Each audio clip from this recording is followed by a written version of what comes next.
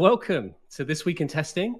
It's Friday, the 15th of August, 2025, and this is episode 100. Well, hey, how cool that we got to 100. And I'm your co-host today, Simon Tomes, and I'm co-hosting with the wonderful Mariem Safi. Mariem, how are you doing? I'm doing great, Simon. How are you doing? I'm good. You and I, we were scrambling to trying to get things working behind the scenes, and Yes. we appreciate there was some good chat going on for those that are listening in live. And for those who have joined us via the podcast, welcome. We hope you enjoy This Week in Testing. We're going to get stuck in, have a little chit chat about some of the things that we've been observing this week, and then there'll be an opportunity for Mariem and myself to invite you up on stage, and you can talk about your week in testing, get people up, chit-chatting away, and sharing the good stuff. And if you haven't done so already, please do share your profile page, your Ministry of Testing profile page in the chat. Thank you to those who've already done that. We can start following each other, and we now have a following feed that we are beta testing, where you can view all the updates of the folks that you are following. It's very cool. It's a great way to stay connected with the community and see what everybody is up to. It's very good indeed. Okay, so Mariem, what are some of the things that you've been observing this week? How has your week in testing been? My week in testing has been fantastic. Simon, thank you for asking. And honestly, not just this week, but for the past few weeks as well, I've been contributing to something pretty exciting. I think I shared it already, but I've been helping to build a new category of test management tools with the Epic Test Quest team.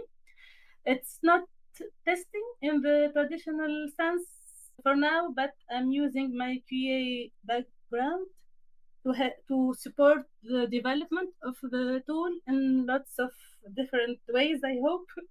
Though I did a little bit of testing recently. I tested the first version of the MVP and it was exciting. So far, it's been an amazing experience. I'm learning a lot about how AI-powered tools are built, how models work, and how everything connects behind the scenes. I'm super grateful to be part of this. So this is about what I was doing. Yeah. Very cool, Mariem. And no doubt your critical thinking skills are helping Christine, Pinto, and the rest of the team at Epic Test Quest. So do go check out what they're up to. Up to good things indeed. Very cool. How about you, Simon? Yeah. Oh, well, thank you for asking. Yeah. So loads of good stuff going on in the Motiverse. The cool thing is now I can go on my following feed. I can literally see all the good stuff that's been happening. So I can see that someone, Parameshwaran, is now open to mentor. I can see that I awarded Jack Pugh a Bug Congrats Community Star for attaining their MOT Software Testing Essentials certificate. I can see Sarah Deary did that as well. There's been some items shared in the observatory, which is a great place for bookmarks of items that are happening in and around the tech industry. It's very cool. Honestly, there's so much good stuff happening. I can see some people joining the community. So welcome to Jude, who's just recently joined. Lovely to see you joining here. So yeah, it's like a real-time feed of stuff that's happening, which is wonderful. So that's all been happening behind the scenes. Lots of dev work going on there. We also are gearing up for Test Bash and the Leading with Quality event day. So that's end of September, early October. Crikey, getting my dates all muddled up there. It must be the heat that's getting to my head.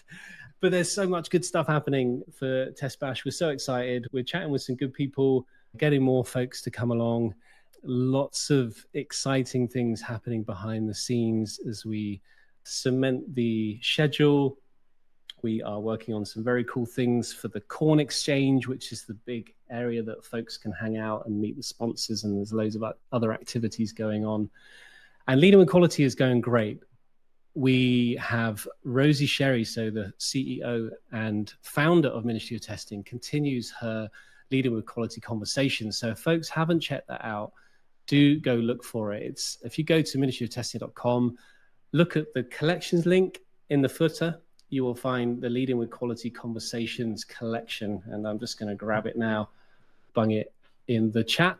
So yeah, I recently watched Gary Hawkes' conversation with Rosie. It was lovely. Lots of good conversations about caring, which prompted me to share a memory. So memory is like a microblogging feature of ministryoftesting.com. So I quoted Gary and it made me reflect on the concept of caring. So yeah, do go check that out. Honestly, there's so much going on. I need to stop talking because I could just spend the whole hour talking about it. And I see in the chat, for those following along in the chat, Rosie Sherry says, I'm going to make an announcement at Test Bash. Well, hey, so folks, I very much encourage you, if you can get there, you will see Rosie Sherry up on stage making an announcement. And I have a feeling I know what that announcement is, and it's incredibly exciting. And that is all I can share right now. So, Mariem, what do you reckon? Should we start getting some folks up on stage and hearing about their week in testing? Yes, why not? But I just wanted to share something about the Test Bash because it's about getting the most people in there.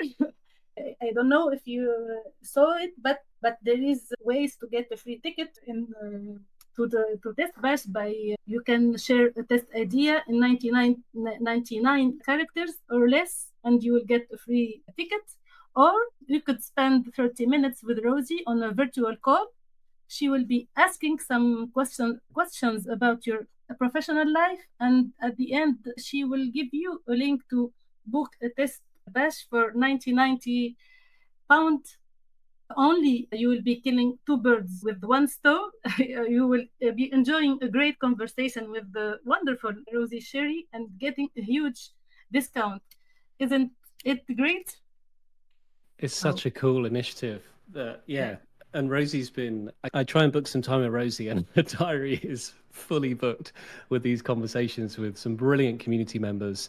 And it's just a great way, I think. So kudos for any CEO or founder of a company to continue to speak directly with their community. Like we're learning so much, right? There's so much insight to be shared. We're understanding people's challenges, goals, ambitions, what it is they want to get from their career, and how Ministry of Testing as a community can serve and help. So it's wonderful. Yeah, it is pretty intense, but fair play to Rosie for going for it. And if folks want to take her up on that offer, 99 quid to get yourself to Test Bash is honestly an absolute bargain. So yeah, thank you for mentioning that, Mariem. I appreciate you sharing that, and also sharing those links in the chat. Talking of the chat, I can see Rich Adams is in the chat. Oh, it's lovely to see Rich joining us today. Rich says, I was watching some of the Leading with conversations on Wednesday with my PDP time. Lots of great insights. Oh, that's cool, Rich. I'm glad to hear you're making the time you get for personal development to watch those talks. There's so much good insight in there. These are people who really are leading the way when it comes to quality. We welcome more folks to get involved. It's like an ongoing invite. If you are interested, just get in touch with us via the chat on ministryoftesting.com and say, hey, I'm up for having a Leading with Quality chat, and we will do the rest and go from there. Okie dokes. Well, I can see a couple of people have put their hands up. So Christine Pinto, I believe, was first to put their hand up. So Christine, I'm going to bring you up on stage, and then Eamon afterwards. So thank you for waiting patiently. Let's get Christine up onto the main stage. Hello, hello. Hello, hello. Hallo, wie geht's? Oh, sehr gut, danke schön. Aber jetzt bringen wir alle durcheinander. So rather not German, because it can be very complicated afterward. Then maybe I'll start to re-switch my brain as well, Simon. I will say no more German and continue to speak in English. Sorry about that, Christine. But it's good. I'm glad you're well. And yeah, how's your week in testing been? It's good to see you. Oh, it's been, so I think it's been now 5, 6, 7 weeks. I haven't been on this week of testing. It's been a while. I felt like the signs of when you have like withdrawal. And last week I literally I was like, no, I moved meetings. And then last week I went there too. And I was like, nothing is happening. And then I saw, okay, yeah, it's not happening for this week. So that's why I'm so glad to take the time today to come also. And yeah, it's been very interesting. I switched this week a little bit more to DevOps because I have having a performance issue with our Slack app we are developing in Epic Test Quest since, I would say, 4 weeks. I did, I don't know, under the sun, all opportunities. And today I had the idea, maybe it's my Google Cloud server. So I literally spent a couple of hours trying out all different UI options you have. And then I found it. And now finally, and Mariem will hopefully soon see that as well when I give her the test, it's solved. It's not as quick as some other stuff, but it used to be when you do one request like 10, 15 seconds, and now we are like 4 or 5. So that was my testing, and I'm super happy today. And I think what I would share, because I still believe it's a little in my brain, is like these AI tools. And today, Natalia started a chat about MCP servers, because that's still, I wanted to look into this since weeks, because I heard Angie Jones in the We Are Developer Conference talking about her Goose project with MCP. And I believe, especially because I see a lot about MCP server Playwright, this could be super interesting. I would like to know how other people are using that. What are you using? Are you using MCP servers already? And if yes, only for UI testing, or also like connecting APIs or connecting your fancy AI client or agents or stuff like that? Because that's what I'm constantly thinking. How can we use this more? Because literally, I'm not sure if you feel the same way, Simon or Mariem. I have the feeling every day is a new message about this new AI tool and this new. I think yesterday was Genie 3 from Google, and then before came Notebook LM. I think Rosie shared that. I think it's insane how much is changing right now. What normally takes like years of changing, now we have like weeks of changing. That's super interesting. So people stay up to date with that as well. I love it. Lots going on. And well, congrats on making some performance improvements. That's very cool. Very cool indeed. Interestingly, I added an item to the observatory. So this is our bookmarking section of ministrytesting.com from Fastly. It was called Request Collapsing Demystified. But yeah, just reminded me of that as you were talking about that. But yeah, I mean, there's all sorts of chit chats going on, isn't there, about MCP servers, what it can do. So it was really cool, as you say, to see Natalia start that conversation. And hopefully it's always good, I think, when we can gather examples, like what are actually people doing with this? Is it hype? Is it like there's stuff really happening? And how can it help us? And how quickly should we jump on these things? Are they well tested? Is it all experimental? What are some of the risks associated with them? I tend to find, I don't know if you find this as well, Christina, Mariem, it sparks more questions than answers when these new things come along. I don't know if that's your experience. Yeah, definitely, because you never know, hey? Because I think all of us worked in small or big companies, and especially like the starting ones or the hyped ones, they skip testing. And like I said, I wrote in the chat, I tried out ChatGPT 5 when it came out, and it was like, I heard on that day so many people raging, oh, it's so awesome, it's so awesome. I used it, and I thought, I'm speaking to the stupidest model there is in the world, because it constantly asked me, okay, I think the way, at least it was more honest. Normally it tried to help me no matter what, but it literally almost asked, okay, so what do you want me to handle? And what is the context? And literally, I'm writing a message, so just the message you just wrote me to explain it to me. And it's like, how can I do this? What do I do this? So I know, and I think OpenAI also came out on that day that they had some problems with their modeling. And even then, if you think about how hyped this company is, you still experience this. And with all, and that's the thing, hey, this AI hype, especially now, because I'm also looking into this, some of the stuff, it's not AI, it's just an algorithm. And then everybody screams, oh, agents. And there is definitely agentic AI coming, and it's super interesting. But not everything is agent, which calls itself agent. The same what we had a year ago, where everybody screamed AI and not everything was AI. So we have to see, I think, especially for us, also being the people who either use it or will test it in the companies, it's very important to think about the risk and the critical thinking. What can it actually do, and what are we maybe just telling it to do? Totally.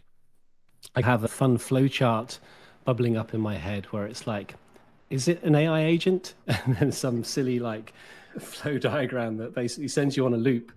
So you can't quite answer it because it's sometimes hard to tell. Is this an AI agent or not? I don't know. Maybe there's a silly meme there. If one of our listeners wanted to turn that into a meme of some sort. Agents everywhere. Yeah, that's the question. Hey, that's how it feels right now. It's like agent, AI. It's like the same when automation came out. Everything 100% automation. We still haven't achieved that. So that's why it's going to be interesting, because we are hyping it so much. What will be actually good stuff what will be only hype stuff. Like I have seen, especially like now these agentic things, how you can also, and my brain immediately goes, how can you misuse that? Especially when we now have like agentic AIs who like does something on your computer. Right? So how do we ensure while testing that it still asks for like permissions and stuff when it does these things? Because I immediately think about, okay, what about scammers? Eh? When it came down the development of remote desktop control, that was when scammers came up. Hey, when it's all like these phone scammers, they are now connecting to your computers and they do stuff. And this in the future, do agents are doing this? How can we prevent that it's doing? How can we, as testing, also keep this in like secure ways? And we look into policies. The EU at least tries to put policies on North America. Let's see how this is gonna go. Hey. Oh, and by the way, thank you for sharing all these links over MCP. I see Emily sharing as well as Maneesh. I will have a look into that as well. Thank you. Very cool indeed. Yes, thank you for those links happening right now live for those who are listening. I do wonder, it always reminds me, Christine, when we get talking about AI, like the back to basics or back to the essentials of testing and the skills that we can develop. And I always think of STEC. I always think of the Software Testing Essentials Certificate. And yeah, just the fact that we always have that, we always have our core skills to develop and enhance, regardless of what tooling or technology can support us in our efforts. I always try and remind myself to step back and think of those core skills as we discover lots of new technologies and they move at such a fast pace. And I think that's so important because in the end, it's all about, we are not yet, I always say it because I don't know what the future is, replaced by all of these things. And in the end, they're all like fancy dancy. But what we actually learned, like through also the Ministry of Testing courses and also through our experience, is so essential and important. And again, these are things the AI only learns on things we publicly make available, or somehow it sneaks its way into things, but that's still not everything we actually have in our brain, I would say. Like I can express way more things here speaking than I can express in writing it down. That's just how it is. Defo. And I can see in the chat, Rosie is sharing, I started a collection on MCP. Ah, yes. Yeah. So for those who are following along on the chat, do have a look at that collection. And yeah, we can, and for folks who want to add stuff to the observatory, we can add them to that collection. There's also I think there's another collection. I can't remember the exact name, but Rosie, if you're able to look it up, is it How's AI Going? And it's a collection of stories about unfortunate things happening in the world of AI. So it's always a very interesting one for us to be aware of some of the shortcomings as well. So keeping on top of that is important, which is a lot of the stuff that we do here at Ministry of Testing is a lot of research. We gather a lot of information and try and package it up in a way that it's easy for people to collect it and read and digest it and critically think about this stuff and then play it back to the community to keep the conversations going. Yes, it's called AI is Going Just Great. Thank you for sharing that in the chat there, Rosie. It's a good one. It's a good one. We should continue to add to that one. There's some fascinating stories in there. Simon, just give me a reminder. Can you also share YouTube video links in the observatory or only art like links? Yeah, YouTube. Yep. There's a bit of a bug where it will think it's a duplicate link, but if you use the share feature on YouTube, which gives a very unique URL, it should work. So yes. Okay, and I will try that because I saw an awesome short about AI and coding, and I had to laugh so hard, and it was so I have to put that in. Oh, definitely do add it. I want to check that one out. Brilliant, Christine. Well, I'm also conscious of time as well. There's a few more folks waiting. So, Mariem, shall we bring Eamon Droko up on stage? If you wouldn't mind doing the honors and bringing Eamon up onto the stage. Yes, of course. Main stage, not stage to stage left. Main stage. Yeah, main stage. You got it. Yeah. Thank you.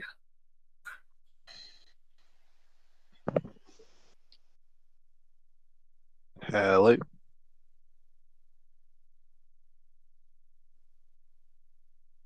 Hello. Eamon, we can hear you loud and clear. Sorry, I was just wondering if Mariem was going to jump on in, but I think Mariem, you're still on mute. I was talking, but it was on mute. Yes, sorry. Yeah. I will stop. You go for it, Mariem. No, I was welcoming Eamon, and that's it. But I couldn't be heard. It's okay. Eamon, how are you? How had your weekend, Eamon? Yeah, hi everyone. Hi. Some of my ex-colleagues here, Mariem and Christine, because I was working on Epic Test Quest up until recently, which was really great, and it's great to see what you're all doing over there. But yeah, my week in testing has been pretty good. Some people may have saw that I announced that I've finally got a new job, so that is fantastic, and I'll be starting that job next Monday, which is yeah, after over 2 years on the market, which is insane. But yeah, I'm really excited to be starting that job. Not gonna announce just yet what it is. I'm probably gonna wait till Monday just because I don't know, a bit paranoid. Yes, Emily said as well. I'm also gonna be speaking at a brand new conference in Leeds next month called Test Up North. So yeah, it's definitely exciting times for me. Congratulations, Eamon. Super amazing to hear that. I'm so amazed. It's sad that we losing your important time with us, but I'm super happy that you found the job and then you also like now go all in into your public speaker experiences. Yay! Yeah, I'm yeah. sadly I won't be there, but I am super excited to hear that. Yeah, it's really exciting. And it's really cool to be speaking at a brand new conference as well. Like, hopefully it's the first of many at this particular conference. But if anyone's interested, it's called Test Up North. It's a free event in Leeds, right next to the train station as well. So yeah, definitely if people can make it, come down. I'm going to be doing a talk about what it's like being the first QA at a startup and how that went terribly wrong, but also lessons I learned along the way. So yeah, I see Ady's put a link there if anybody's interested in joining. Eamon, huge congratulations to you. I am so excited to hear that news and for you to announce it on the stage at This Week in Testing as well, for folks who didn't know the good news that you have landed your next role, which is wonderful. So just to clarify, is it this Monday, the 18th of August that you're starting, or the following Monday? Correct, the 18th. Oh, Yes. wow, really? Oh my goodness Yeah. me. So super close. So is there anything you feel you would like to talk about that would help? I know you mentioned you can't mention it because you're worried about things, and I totally get that. But if there's thoughts around, what do I do on my first day? What do I expect? How can the community help me? Yeah. I can think of a Yeah. few threads off the top of my head on the club. I could dig them out in a bit I'll say around this. first day, new company, all of that stuff. Yeah. Yeah, I'll say I wouldn't say I've been like super nervous or anxious, but of course with the gap between my two roles in QA, there's obviously going to be a bit of apprehension because what are they going to be expecting of me? But I've had a lot of chats with people this week, a lot of calls, and I've had a lot of reassuring messages from people that have definitely calmed me down and have made me even more excited for the opportunity. Because if you look at it like this, the company that takes you on knows your circumstances, they know what you've come from, and they still want to take you on. So that kind of imposter syndrome that you might have, they're going to be aware of that, and hopefully they'll be able to guide you on the way. And I see mention of like first 90 days and things like that in the chat. I've had some people send me some resources on that as well. So I've got a lot of things that's going to help me navigate the situation. And of course, there's the whole community conduit thing that we've talked about before. Like a lot of people have said to me, like, if there's any new tool you're interested in learning, or if there's any thing you're unsure about, like we can just jump on a call or we can talk about it. And that's going to be part of like my talk that I'm going to be doing at that conference as well. Because when I was in that role, I felt very alone in that situation. But I'm going into this role with everybody in the MOT community, so I'm very excited to face the challenge. I love it. Yeah, the community has 100% got your back. And that's why it's so cool that you've worked so hard with the community to do awesome things. And that's what comes of it. So I think the company that have hired you plus a community on tap. So I think they've made a brilliant hire. So yeah, many congratulations to you, Eamon. And I'd love to, when the timing is right for you to get back up on stage here and share some experiences, what it's been like getting back into it, what the first few weeks are like. Of course, I want to respect confidentiality and IP and all that stuff, but it'd be very cool to get your take on things as you progress in your next role. Love it. Yeah, 100%. And just one last thing, just to answer the questions that Judy's just put to me there about sustaining my mental health during this job search. I think that the story that I want to tell is too great for this week in testing. As in, not to disparage this week in testing, but I think I've said this to a lot of people, but I want to be on the test bash stage next year to tell the whole story because it needs an hour, to be honest. So this is me putting it out there that I'd love to do a talk at test bash next year, talking about what it's like to be on the job market for over 2 years. So yeah, come to test bash next year, Judy, and you can hear the whole story. I love it, Eamon. I love it, Eamon. Rosie Sherry, paging Rosie Sherry. Oh, there you go. The invite is in your inbox. Oh, amazing. Boom. There it is. Yeah. Oh, my Yeah, goodness. that's all I'll say today, and I'll leave the rest of Twitter to everyone else. Just want to share that with everyone, but thank you. Cheers, Eamon. I know my camera isn't on, but I have the biggest smile on my face right now. It's very cool. Lovely to hear from you, Eamon. Mariem, I think we've got to do stick around, I should say, for anyone who does join the stage and jump into the convo. I see, Mariem, I think Maneesh was good to put their hand up next, and then Ady Stokes. So I'm going to press the button and bring up Maneesh. Oh, yes, I see we've got the option now to send people to stage left. I see what you mean, Mariem. Let me do that to bring Maneesh up onto stage, but to stage left.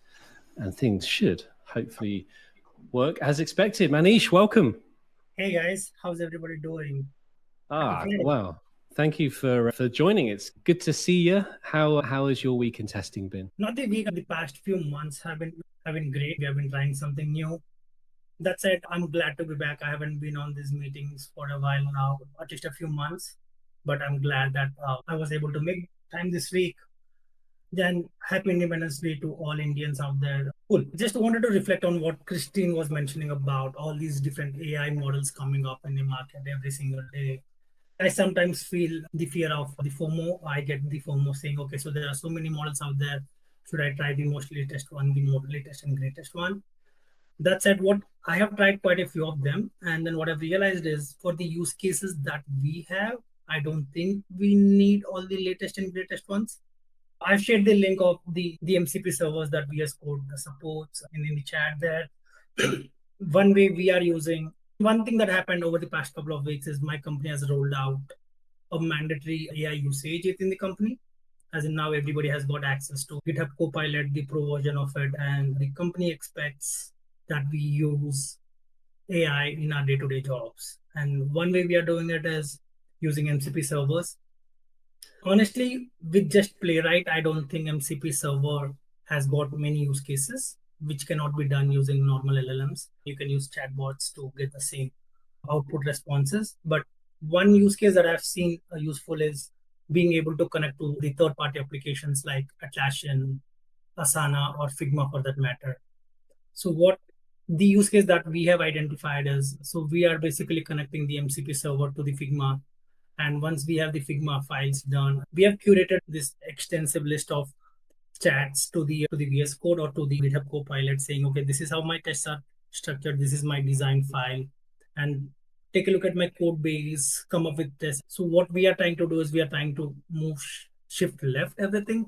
As in, even before the development is done, we have the designs and we have all the existing tests. So based on that, we are asking the MCP server to create tests. So that way, once the development is done and it's deployed to lower environments, we can start testing right away. So that's one use case that we have identified, and then we have already implemented that. The other one we are trying is to connect to Atlassian and Asana because that's where all of our new features or new intakes come from. So we are trying to connect there and then generate these reports or analytics saying, okay, so how are we doing on each of these projects? Are we meeting the deadline? Are we extending it? What are the reasons? So yeah, these are a couple of use cases that we have identified. I'm pretty sure there are more use cases that can be implemented. So yeah, those are like two use cases that we have implemented over the past couple of months. Very cool, Maneesh. Thank you for sharing. Yeah, I love it. Loving getting these real examples and how it's helping. I think we should continue to build up this knowledge base and these real life examples just so people can seek inspiration. And I know, of course, we always say context is important. Yeah, I think we can certainly be inspired by what other folks are up to in different companies and industries. And it may spark like, oh yeah, maybe we could do that, but with a different tooling set. Yeah, very cool. Thank you for sharing, Maneesh. Much appreciated. maybe I'm trying to think. I may have missed it on the chat whether there is a club post for this already. Oh yes, of course, it's Natalia's one that Christine mentioned. We already do have, but yeah, perhaps if you haven't done so already, add that example to that conversation on the club. For sure, yeah, I'll add that. There's nothing proprietary or nothing confidential there, so it's an open source one. Of course, yes. Yeah.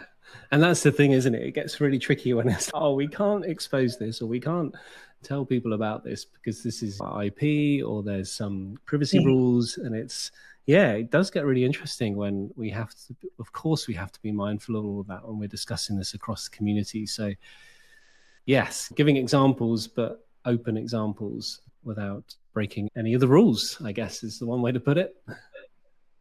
One question I wanted to ask the community is like, how is your company handling the AI adoption?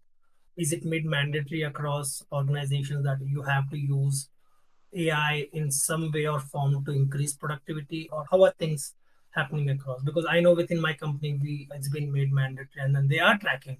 They are in fact tracking the usage, and then they send out emails saying, okay, the usage hasn't been great, so let us know why you are not using. Is it not useful? They send out this monthly questionnaire or poll asking like if the usage is less, then they're asking questions. I don't know how it's with other organizations. I just want to get an idea on what's happening across the world. Oh, that is a great question. And yeah, to Ady's point in the chat, yeah, great question for the club to become a future trend article, Maneesh. Absolutely. And perhaps some folks in the meantime could share some answers to that. That's certainly the first time I've heard of AI being mandatory within a company and then checks happening once a month, and the conversation about usage is too low, you need to up your usage. That is fascinating, Maneesh. So yeah, let's find that out. Definitely to amplify Ady's point, get that one on the club and let's see what the community's experience when it comes to AI being used as or encouraged as mandatory. I got it. That's super interesting. But I think I'm not sure if that's even possible in the EU, because I'm pretty sure the AI Act has something, and I thought I read something because it sounds small, because I know I read something similar in Doge or whatever it's pronounced, the department in the US. They had similar things where they were tracking stuff, but I don't think this is allowed in the EU. So I definitely find it super interesting if any companies tries to do this in the EU as well, or at least make it mandatory, but I think the tracking wouldn't be allowed. I don't think that the EU is allowing that, but I find it fascinating. So have you, like, Maneesh, so did you gotten a response like, really, like, why did you not use it more, or have you used it a lot and then they ask you, why did you not use it less? What happened to you since, what was like a typical conversation in there? I would love to know. In Mike, I use a Copilot every single day. So it wasn't a question or a poll that was asked about me. It was for some other team members on my team. So they got these emails asking, okay, so we saw that the usage has been less. It's because they are trying to understand, like, is it because of lack of knowledge, lack of a proper understanding on how to use AI? So that way, once they gather that information, they are trying to organize meetings or training sessions for these people to explain how to go about using AI in your day-to-day tasks. It's not about making it mandatory or a bad kind of thing. They are trying to understand if people are aware of AI usages, the advantages of integrating AI or using AI assistants in your workplace. So that's what they're trying to do. As in, if there is no proper training, then they are willing to spend that extra time and efforts to train people on usage of AI. That makes a lot of sense. Just because I'm also using Copilot now a lot, what model do you use it? Do you use it with Claude or with GitHub? Yes, I mostly, personally, I use Claude a lot. Yeah. I like Claude, hands down on any day. Yeah. So there are other models that are supported. We have ChatGPT 4, which is integrated. Yeah. So we have 3 or 4 models which are integrated within Copilot. And I keep switching between these just to get a feel of how these different models respond. I like to try a lot of things, different things, and see how each of these models perform or respond. Fascinating. Yeah, I also have to say, so I'm Copilot, I always use Claude, but I use ChatGPT as a chat version and talk to them, because I had the feeling when I put ChatGPT in Copilot, it was going nuts sometimes. It's changing my files, over-engineering so crazy, and because it has so much access and then always clicking undo was a little hassle for me. And Claude, at least the way I was talking to it, I could stop from it. We talk a lot and then we do small changes and steps that I actually can see it, because sometimes if it changes like 900 lines, I was like, what are you doing? So that was The context, as you mentioned, context plays a major role. As in, I've seen people giving the context of entire code base, which comprises of thousands and thousands of lines, right?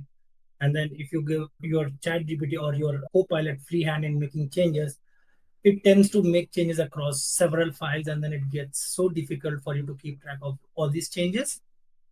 So I am very careful in giving the right context, as in I only provide a couple of files which I really want changes to.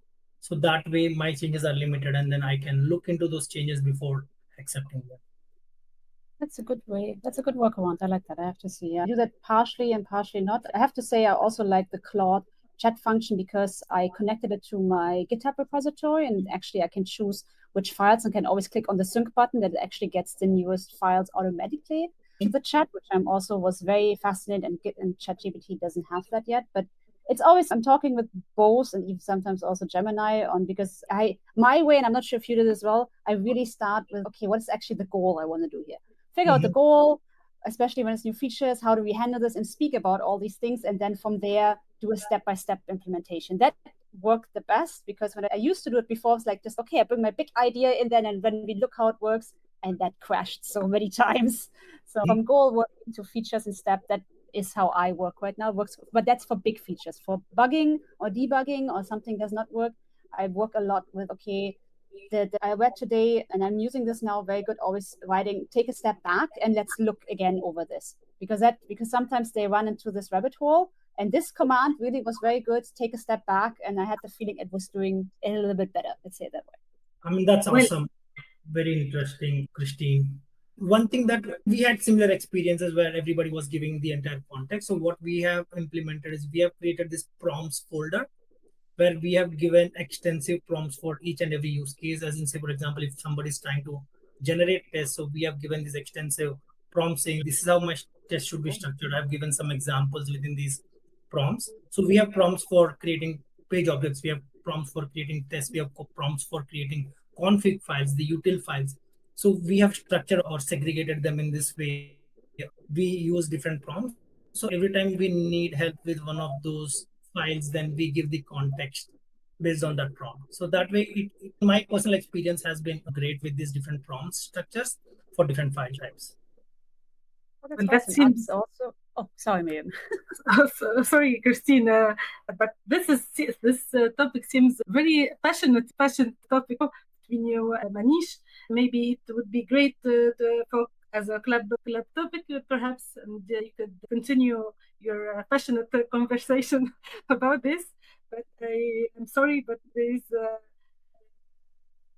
Definitely. Sorry again. As I said, I've been away for a little while, for a few months now. I think I'll be more active in the coming weeks. So I'll definitely post something. So I've been very active at one point, but past few months I've been a little slow. But definitely I'll get back to the club again, add my questions, my comments, my posts. Thank you for sharing. Thank you for sharing this, Maneesh, and welcome back. I'll invite Ady Stokes. I think he is the next one in the line. So.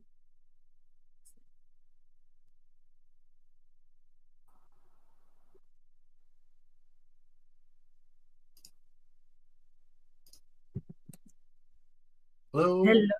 Hello, Ady. Hiya.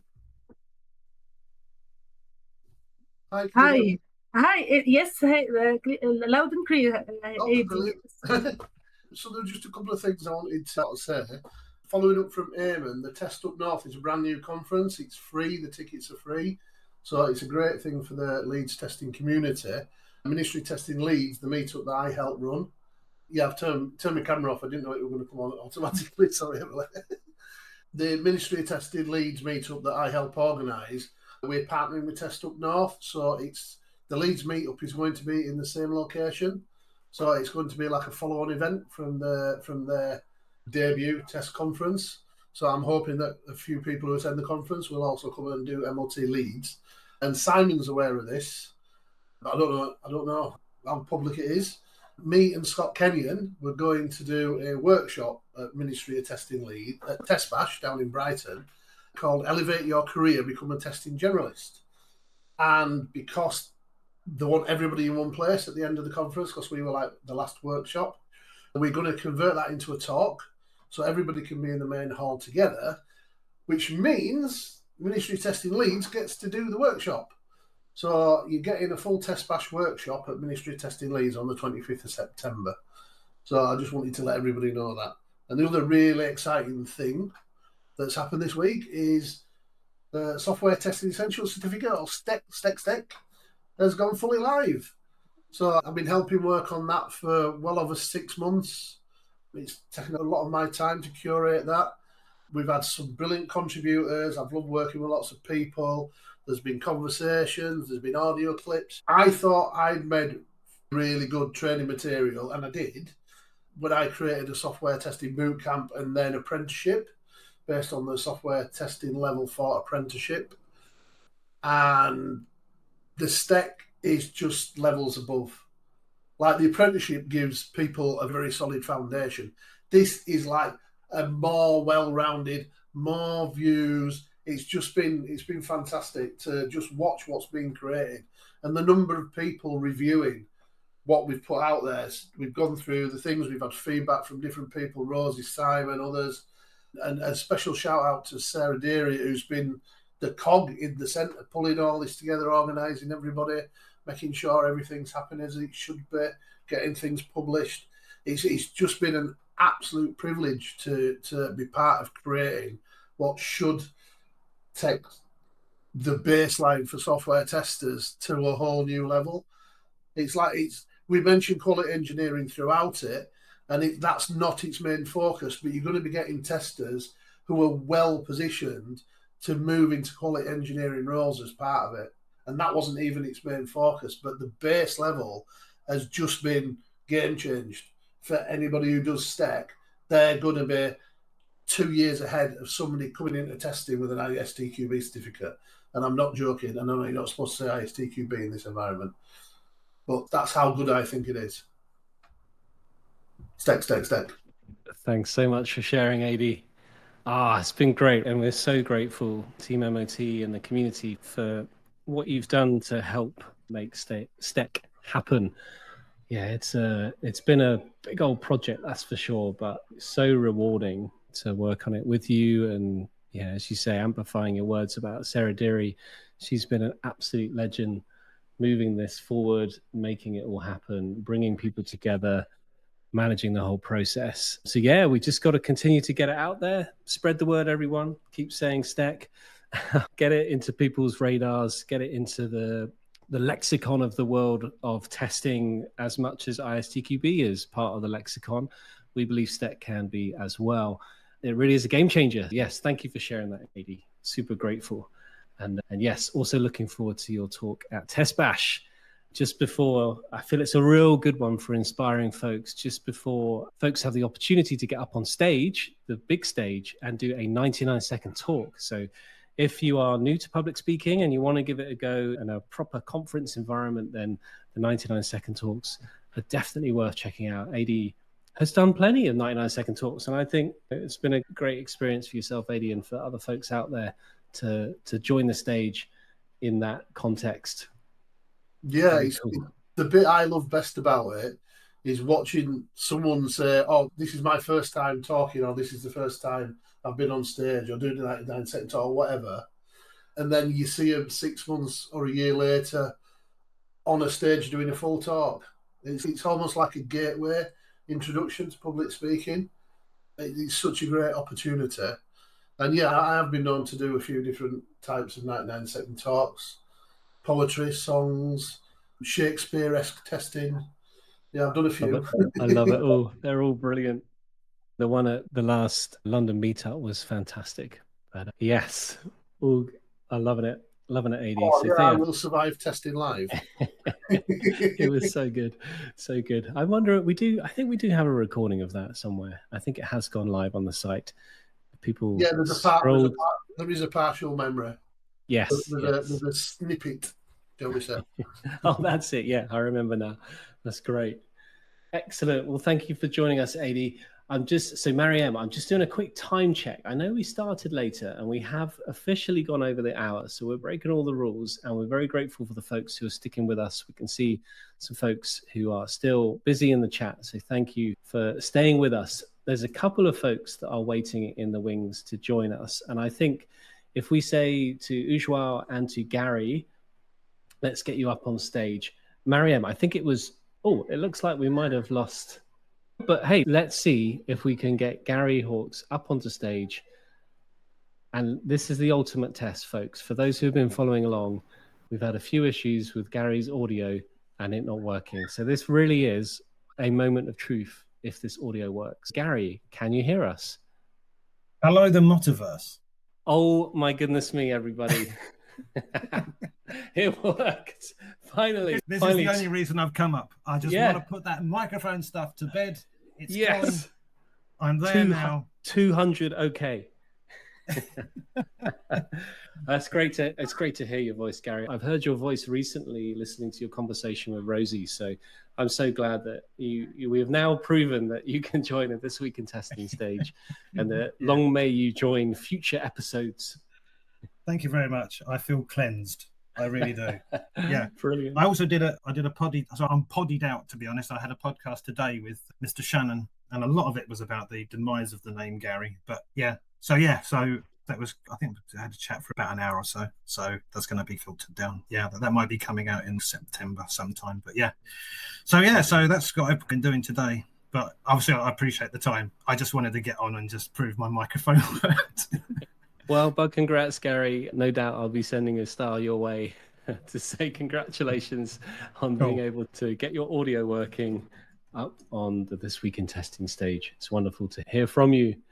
Mariem, we have one person left with their hand raised. Would you mind bringing Ujjwal up onto stage? And let's see how their week has been.